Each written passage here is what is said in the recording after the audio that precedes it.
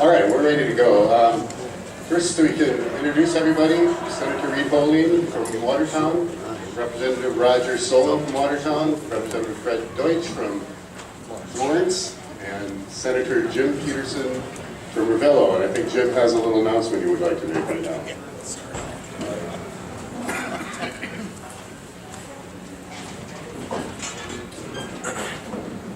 It's the red button.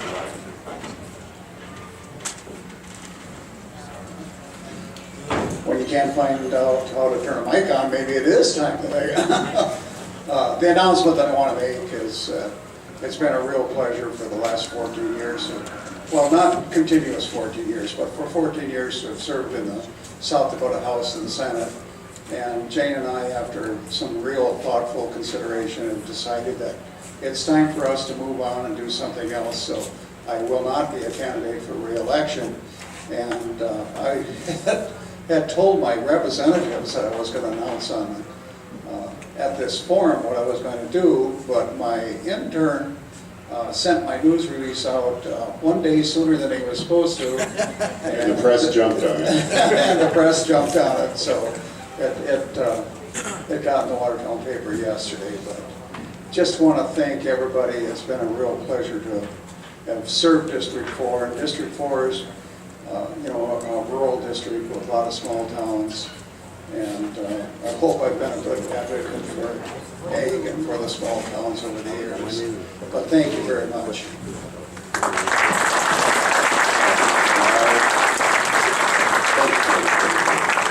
Now, on top of that, Fred has a little announcement. So with Jim announcing his retirement, I've also given a great deal of thought and prayer. I'll be hopefully stepping into the role of a state senator for District 4 if I can convince and twist enough arms of voters in District 4 that I've also done a good job over the past 2 years. So it'd be my great honor to try to fill a little bit of Jim's shoes in District 4.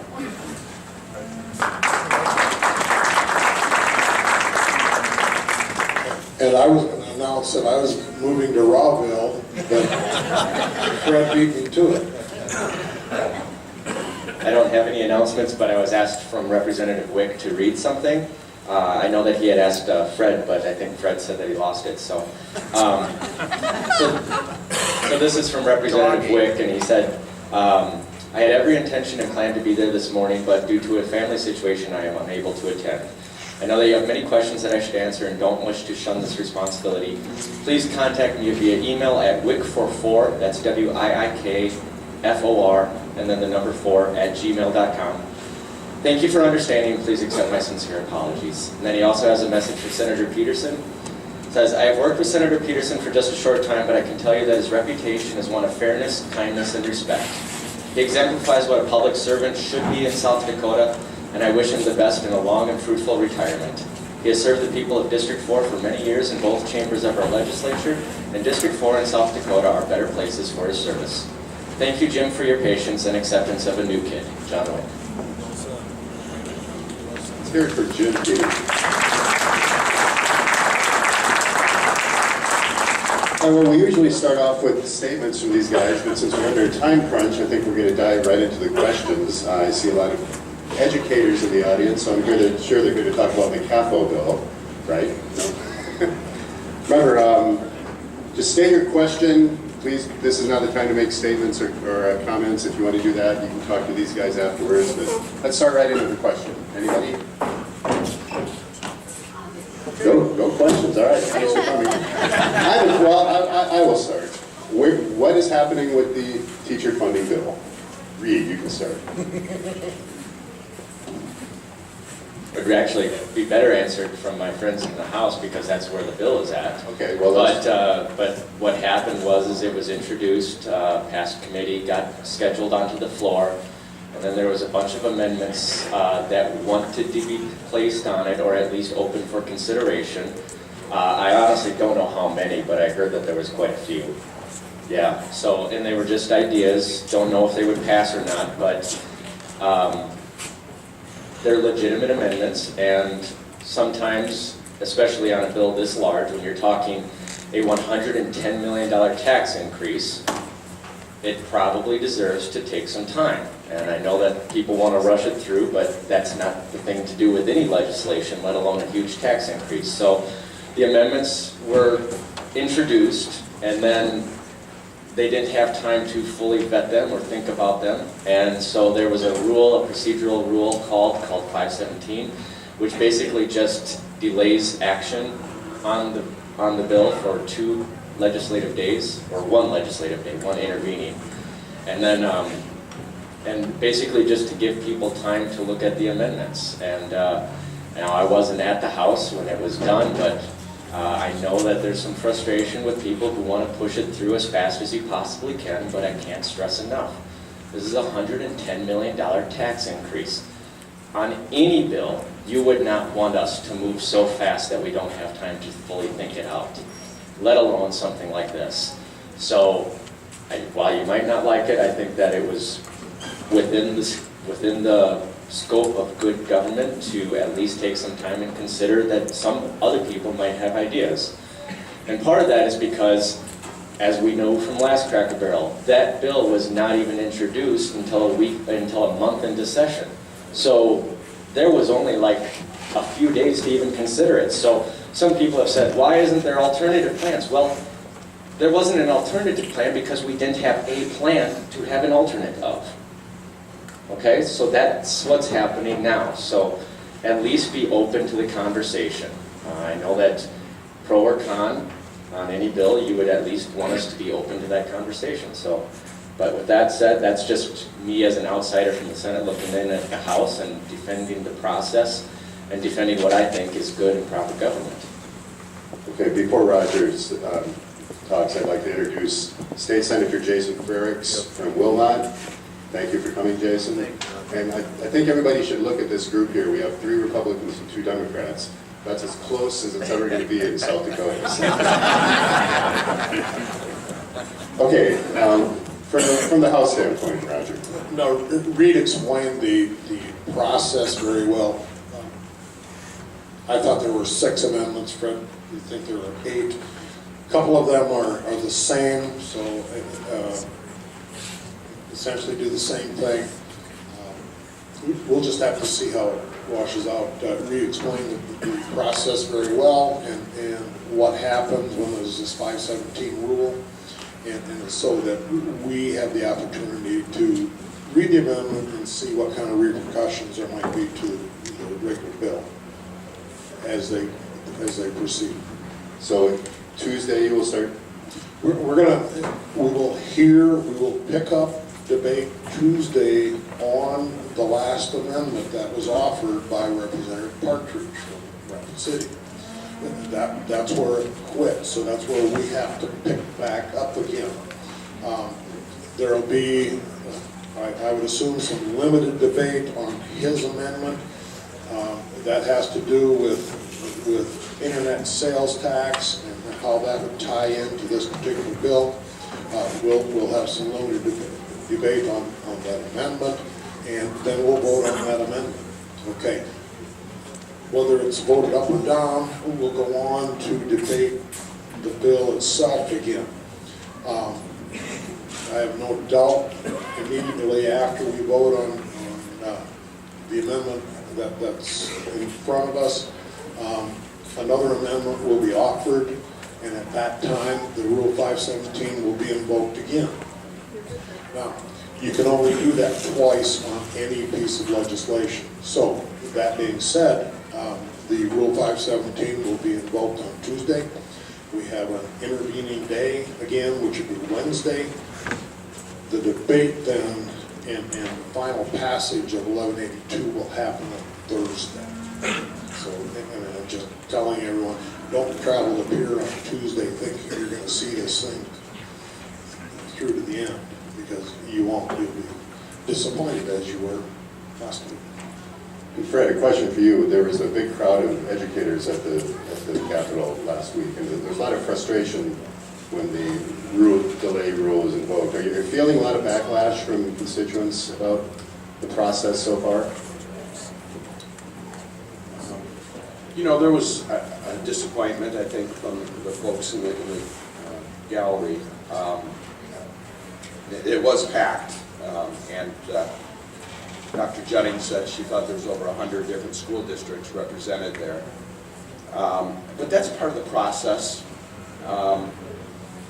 It is a difficult bill. There's a lot of moving pieces. We'll get to it. You know, it'll be Thursday. And I hope we can fill it again. You know, if you're passionate about it, please come. We've been getting tons of email, tons of letters, and probably even more now. So we'll see what happens.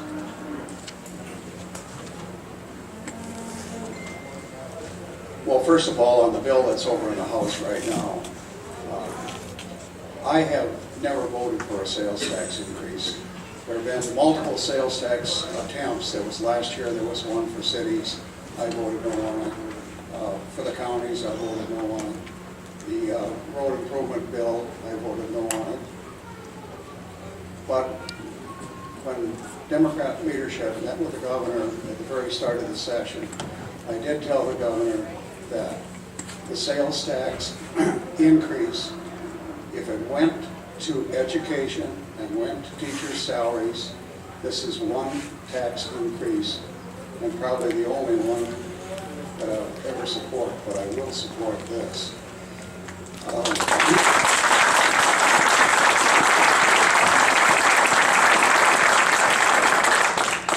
And I want you to know that it affects farmers a lot, because in the state of Minnesota and North Dakota, they don't have sales tax on machinery purchases, and you know what that new equipment costs nowadays. And going from 4 to 4.5%, it's going to be like another $5 million bill at the farmers, 4 to 5 million. 2 years ago, the sales tax collections on farm machinery was 43 million, and dropped to 32 because of the economy. But there's another bill that's just as important, and that's the one in the Senate. And that's the bill that lets you take 45% of your capital outlay and use it for any purpose. Right now, you've been allowed to use 45% of capital outlay for a limited number of things. But if this bill passes, you could also use it for salaries. And this is a significant amount of money. In the state of South Dakota, there's $81 billion total of property, and in 17 there will be $88.5 billion of property. Okay, the limiting factor in the governor's proposal is going to be this $2,800. Well, there's about a little over 129,000 students. So you take that times 28, and you can see there can be more money that could be used for teachers' salaries out of capital outlay than even that half-cent sales tax. So I would not like to see the one pass and not the other, because if we don't pass the half-cent sales tax, the rest is, and we pass that capital outlay, it'll all go on local taxpayers. The state will not have any share in it. So I hope they both can pass together. I want to just make, I think it's important to also recognize there is a battle going on with this bill. On the good side, on the positive side, it seems to me that the mood of the overall legislature is to do something for teachers. But the battle is, do we enact the governor's bill, or do we do an alternative bill? And there have been several alternatives that have been proposed. The battle also lies with some of these amendments. Some of the amendments I view, in my opinion, as constructive, others as destructive. Some of the amendments are from the old 1, 2, 3, 4 bill several years ago that are multiple pages and in my view, again, somewhat convoluted. So we don't know where the final vote tally is going to be on this. It'll be close. Remember, you need 2/3 in the House and 2/3 in the Senate. Like Jim said, or indicated his support, I also support the governor's bill. It's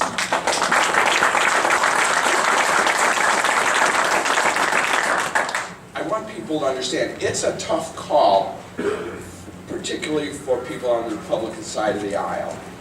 In my view, the greater good is to enact the governor's bill. I just can't help but think that if it will, in the long term, help South Dakota, because it's going to help our children. Let's get Jason. Are you all warmed up, Jason? I hope so. A little while ago, my friend Mike Davis said something that I think a lot of people in the state feel. He said, yes, our teachers need more money, just don't raise my taxes and do it. Is that even possible? Well, thank you for that, Roger, and thanks for letting somebody from up north come down and join, and appreciate the invite. I was enjoying chores so much this morning that I figured, well, I better head south and get into where we might be exposed to even more manure than I had the chance to be around this morning. So it's good. In all seriousness, it's good to be up here with my friends. I respect each of these individuals to my right. That doesn't necessarily mean they're to my right always in terms of political ideology, but I have to thank somebody that's my role model, Jim Peterson, who's on the other end of this table, because he truly has been a public servant. But I would say to your question, Roger, and to what Mr. Davis brought up, it still is all in the eye of the beholder. Who would ever have thought last year that a legislature that even at that time and still now, it hasn't changed a whole lot, a few vacancies were filled, but a legislature back then that was fairly beholden to Tea Party values, had a lot of Tea Party legislators get elected, that a highway funding bill would be passed with such steep tax increases. So can this be possible again in another year?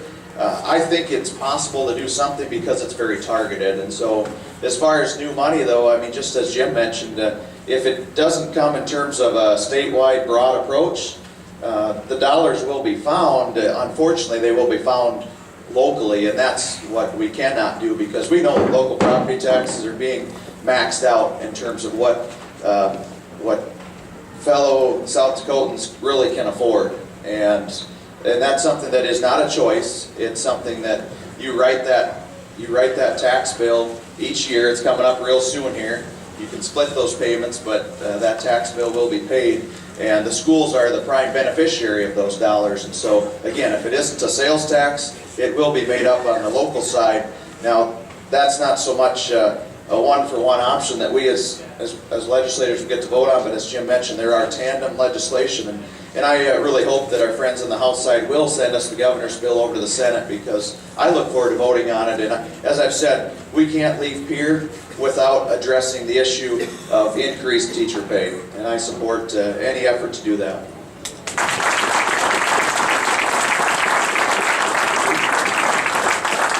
Reed, one quick question before we need some audience participation here, but do you think this would have been easier to do this year if we hadn't had the big tax increases last year for the highway, you know what I'm saying?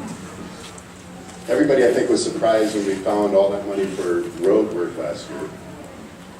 And they're a little weird to find more money this year. I don't know, but remember with the road thing, that was being discussed every single year for 4 years before I even got in there 6 years ago. So that was 10 years in the making, discussing road funding.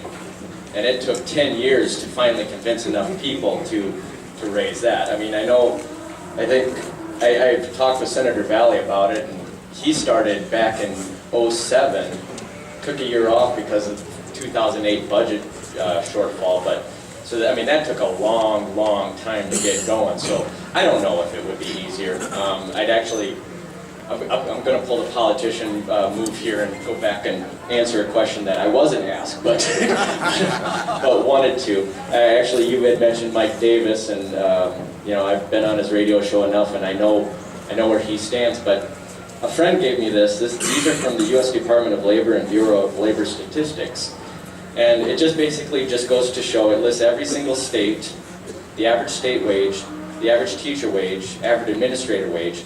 And I'll just say, South Dakota, we're last in average wage for every profession, okay? And that's not going to change with this teacher bill. I mean, obviously teachers will get more, but what I want to stress is I know, okay, you know, I saw the headline in the PO, it's like, hey, get on board, you give us more money. There's no such thing as free money. I'm taking from someone else, okay? I'm taking money from someone else to give to someone else. And I'd ask you, go out, talk to your friends who aren't teachers, and say, I deserve your money more than you do, and make that case. Not saying it be mean or anything like that, but that's what you're trying to put me in a position of doing, so don't think this is easy, okay? Because for every person you think you might make happy, you're talking about a whole bunch of people who are funding this for you. So remember, there are real people. Those are your neighbors, your friends, your relatives. It's not easy. That's actually a point I used to make last year at these, that we also have the lowest paid newspaper editors in the state, but I've come to determine that the world needs teachers more than they need newspaper editors. So. I think that's a great question. What lobby groups are coming out to support this? I don't think it's just educators or lobbying this bill. Can you guys talk about some of those groups that are coming out to support that are not in the education realm? The question is, where is support from this bill coming from outside of the education parameters? It's a fun group to watch because, you know, there are various organizations that get lobby for out here. South Dakota retailers are in favor of it. South Dakota Chamber's in favor of it.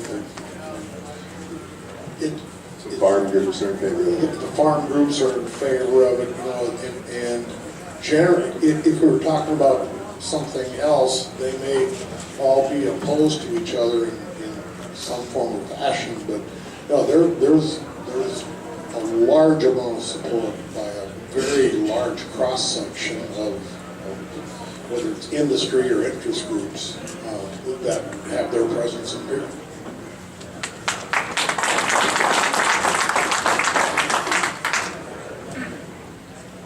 And it's surprising that a lot of the farm organizations are behind this, because I want to tell you what's happened to the valuation of ag land under productivity.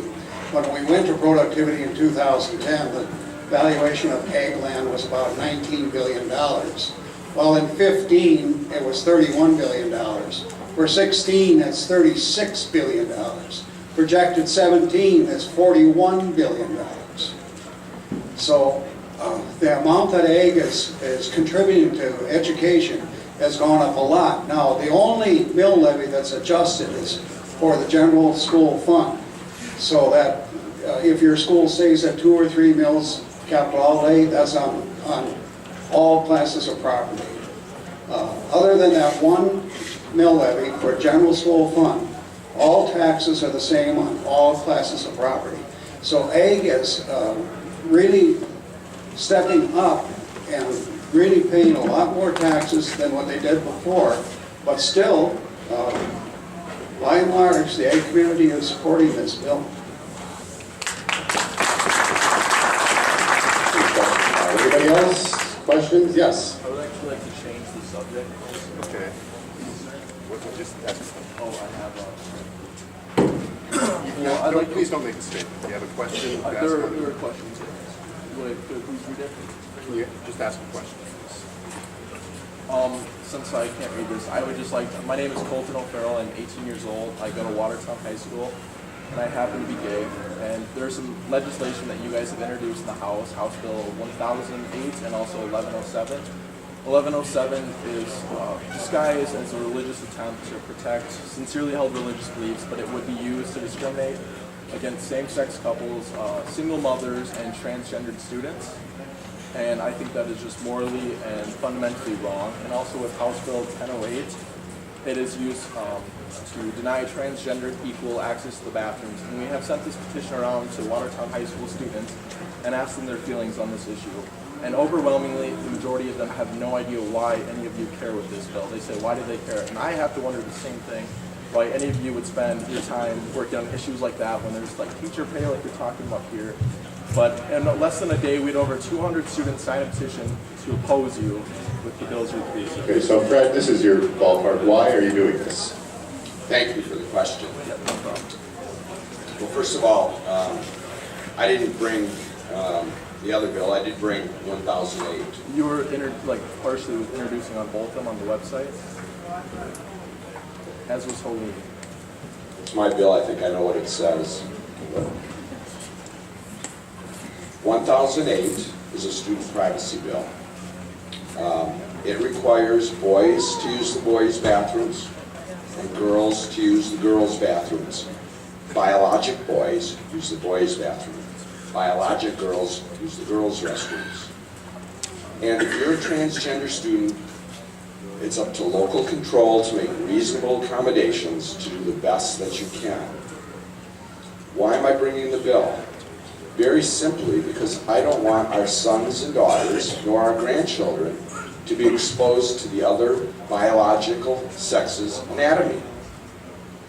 I mean, it's not rocket science. The bill has passed in House Committee 10-3. It went through the entire House floor, 58-10, and this week passed in Senate Ed 4-2. It now goes to the full Senate, and if it's passed there, then it goes to the governor for his consideration. It's a simple bill. It's not meant to discriminate. It's meant to protect. And it provides local schools the opportunity to do the best that they can by any means that they have available to meet the special needs of this special group. A lot of people are saying that this is discriminatory and it's going to wind up in court. And quick, can I chip in quick? When you say protect our children, my just question with that is, what exactly are you protecting them from? There are several other states that have introduced legislation that would have equal rights for transgender students in the bathroom with which they identify with their gender. The sex and gender is completely different. And there's not been a single case where there's one transgender person that has sexually or assaulted another person. But there is a complete flip side of other people assaulting transgender students. There's not a single case where a transgender student has assaulted somebody else in the bathroom. I heard a statement. What's the question, please? What are you protecting them from? Like, what are you protecting the children from? There's been no cases that they need to be protected from anything, because there's nothing going on. What are you protecting? Thank you for the question. Yes. I'm protecting our children's eyes and their minds and their hearts. That's what I'm protecting them So from. when someone goes to the bathroom, they go in the stall and use the bathroom, they walk out, and they are completely they transform. They do not look like, you're acting like they're just a man going into a woman's bathroom, and they look just like me going in there. Like, there's students who are transgendered in our school who have completely transformed and do not identify as the same gender. Understand it's not just bathrooms. It's locker rooms, I know. It's locker rooms and it's shower rooms. And anybody that's been in a shower room knows there's not a lot of privacy. Same thing with locker rooms. I'll tell you, I've also received letters from across the spectrum of people in South Dakota that support the bill, but one group in particular that I had no idea would be impacted. But you know, we've been involved in a study in the legislature over the last couple of years, Jolene's task force on sexually abused young women, and I've received letters from women that have been sexually abused that are fearful of going into the opposite sexes, of having people of the opposite sex coming into their bathroom. Now, that I did not introduce in any part of testimony in the legislature, but I'm just sharing that with you. Transgender students aren't the only at-risk group. There's many other at-risk groups. There's children that are going through divorce, that are dealing with depression and struggling, kids that cut themselves, that are going through all kinds of issues, and people of a variety of groups. So this is a bill to protect our children.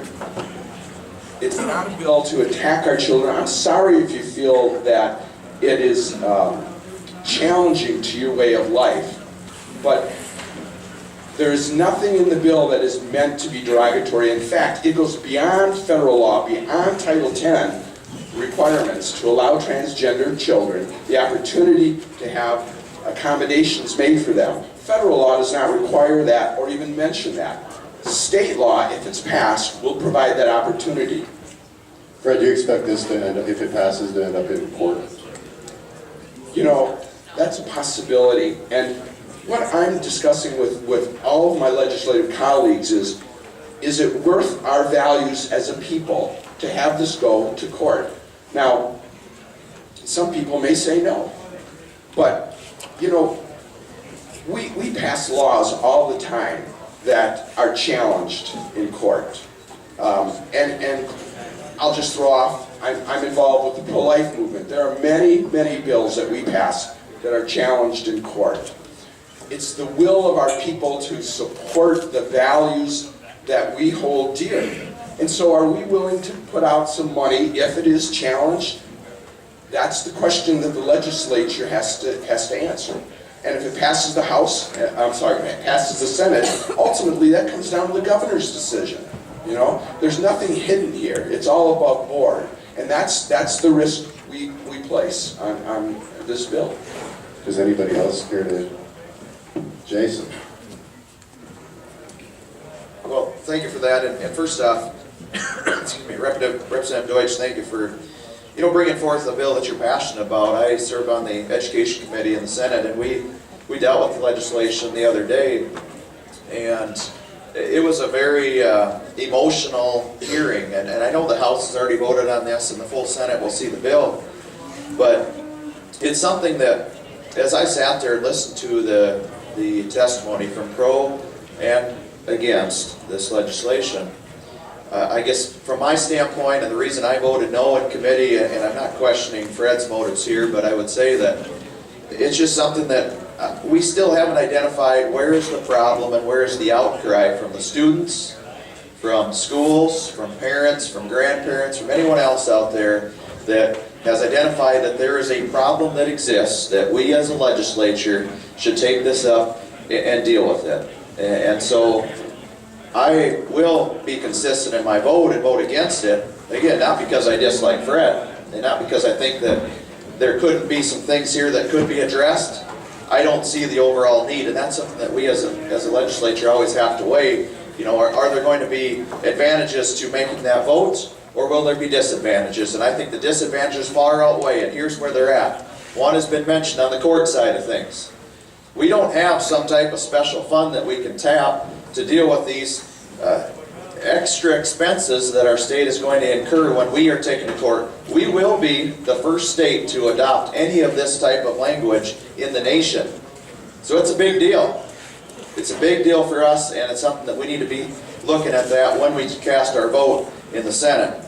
And secondly, these kids by far are the most at risk. I feel it's very ironic. One of the bills we dealt with in Senate Education, we will pass it out, but it says that we should have teachers have some suicide prevention training. Now I have a little reservation because we're putting more restrictions or more requirements on the teachers, but in this case here it's good. It's for a good reason. And so when we're talking about suicide prevention, we're talking about these type of at-risk kids. It's hand in hand, and I don't think we as a legislature should send that type of message to these young people.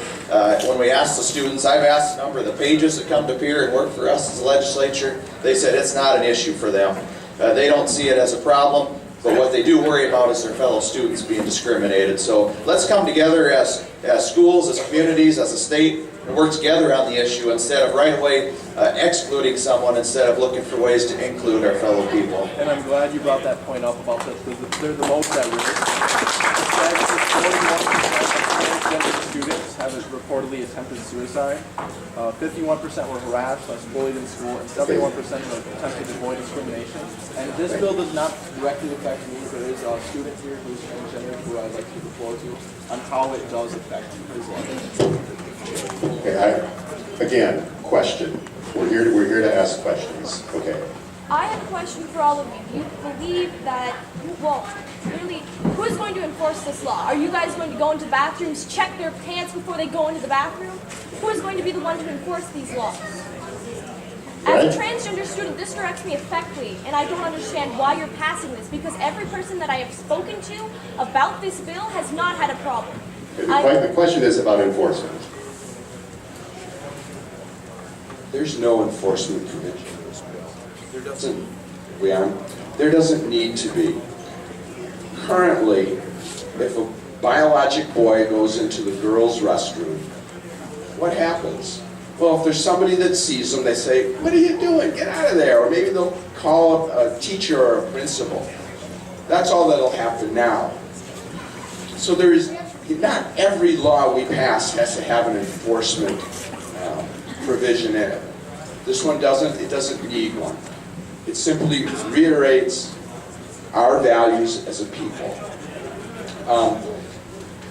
As far as response to us being the first state, yes, we will be. To date, a number of states have tried to pass this. In Republican Republicans' houses or senates, it's passed. It's failed on Democrat side in every state so far. This is a pushback against federal overreach. I want you to understand that. As far as where is the problem, the federal government has overreached just like they have on EPA provisions. 2014, that's when it happened, April. So the response is at the state level. South Dakota is a great, nimble state, and we can do things that other larger states cannot. So I don't know how much further you want to go on with this. We have 10 minutes left in the Cracker Barrel, and I appreciate you guys coming. One more question. If there were to be accommodations, would they include the special ed bathroom, which I have been forced to use since the beginning of the year without knowing that I was actually able to use the bathroom that I was specifically identified with? Probably no. I have no idea. That's a local decision. Okay. Mr. Butts? Yes, question. Could you tell us where we're at with the Medicaid expansion? Medicaid expansion. I don't think we're even on the radar yet with Medicaid expansion. We're looking at teacher pay. Have we received a letter yet from Indian Health Service? See, there's a lot of moving parts on that too. We need a commitment from IHS and whether they're willing to cover those dollars before we can even talk about the overall subject that the governor proposed on Medicaid expansion. That letter, that commitment by IHS is the key to the governor's plan for Medicaid expansion. And to my knowledge, we don't have that. And the IHS is working with every state in the union. Yeah. So it's not just us. So it's there's no bill yet, then, if you're still right. No, there's no bill yet. So how they're going to get it introduced after the deadline, I don't know, but there are ways you can do it. But we're still waiting to hear back from the health department out in DC. After that, you got to hear from Indian Health Services. After that, you've got to get approval from every sovereign tribe in the state. And then we can start discussing it, basically. Question. Roger. I have a question. Is there a resolution in one of the houses in the state calling for and I would like each of you to, if you're familiar with convention states, I'd like each of you to give me your position on convention states. You talk about a constitutional convention? No, a convention of states. It's different. Convention of states to limit the power of the federal government. Is there any move among a convention of states to limit the power of federal government? It's Article 5 of the federal Constitution. Yes, okay, so what the question is there any movement on an Article 5 convention of the states to bring an amendment to the United States Constitution, and almost specifically, almost always it's for one purpose, and that's to bring a balanced budget amendment to the federal Constitution, so that we can possibly do something against this debt that's going to absolutely kill our country sooner or later. So, yes, there is another resolution this year. We passed one last year. Now, part of the problem is without going into it too much, there's like 3 or 4 different Article 5 groups out there operating in the nation, and they just don't get their act together and work together because they all prefer their version versus someone else's. So we've got a second version this year. Maybe it'll pass, I don't know. I'll vote for it because I believe in it very strongly that that's the #1 thing, because quite honestly, if our federal government doesn't, I mean, the way that we're going, we're not going to be able to operate as America for much longer because the debt is going to cripple us, and when that does, it doesn't really matter what we do in South Dakota because it's going to basically kill our economy as well. So, but I don't know about any specific bill. Yes. No, the other, I'd like to know what they for. Every time this has surfaced, there's been conversation on both sides. There are a number of people that fear that once you open up the Constitution, they're going to take a shot at your First Amendment rights, Second Amendment rights, Fifth Amendment rights. You guys have control over that. You send delegates to the And that's all part of the argument. So we've had resolutions with, by the way, a resolution is non-binding. It's not a law. It's just a statement that the South Dakota would make. So there's arguments all over the place, and like Reed had mentioned, there are different versions of the convention. It just depends on how they come across. Red, quickly. Quickly. Thank you. We're down to 5 minutes. All right. Last year I supported it.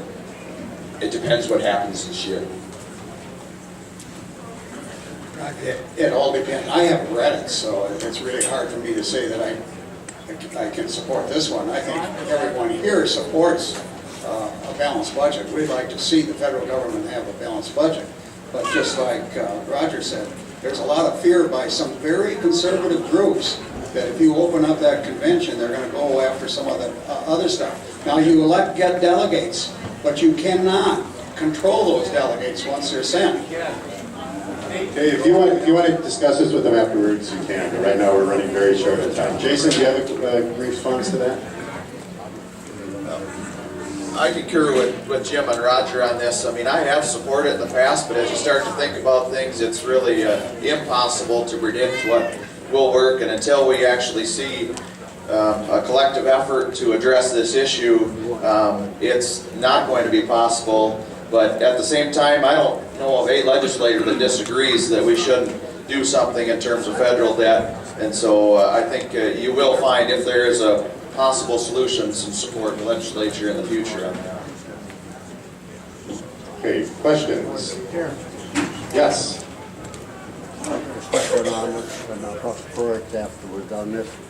On big trucks that are drowning our roads, ruining our roads in the country, I took a survey the other day out in front of my house. I live right out to 12. On that survey, there was, in an hour and 15 minutes, there was 26 trucks went through there.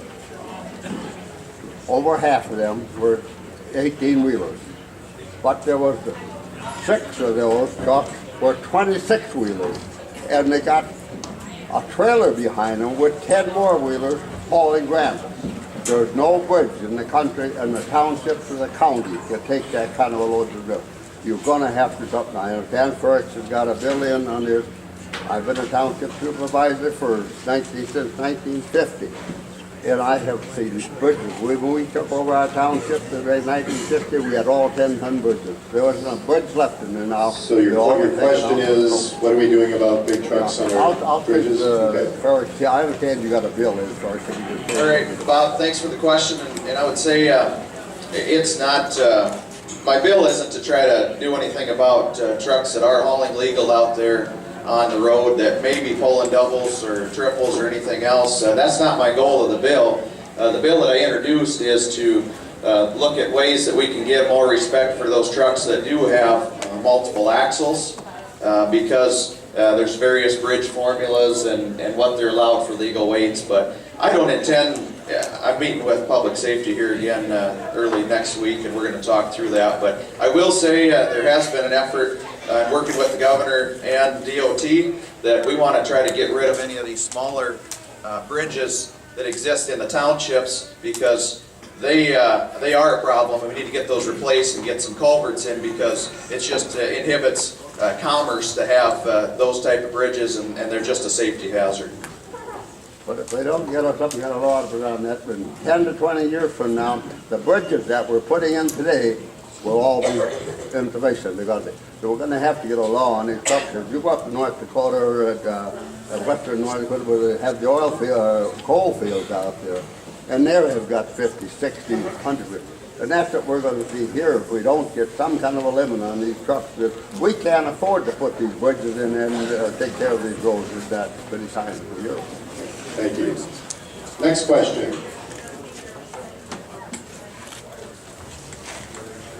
Yes, sorry. I'd like you to support, ask you to support House Bill 1226. It's a $50 stipend for military funerals, for military organizations to carry on events for military funerals. Who knows the most about that bill? Yeah, that bill, they went into appropriations with that. And it should have happened this year, but it didn't, and we're gonna make sure it happened next year. There was some $48,000 that the veterans groups went to our appropriations committee for. It should have been included in the Department of Veterans Affairs budget. It didn't get in there this year where it should have. It will be in the Department of Veterans Affairs budget next year, so we have to handle it separately this year as a separate bill. It'll be successful. And then next year, it'll be part of Department of Veterans Affairs ongoing budget, so we're good with that. One more.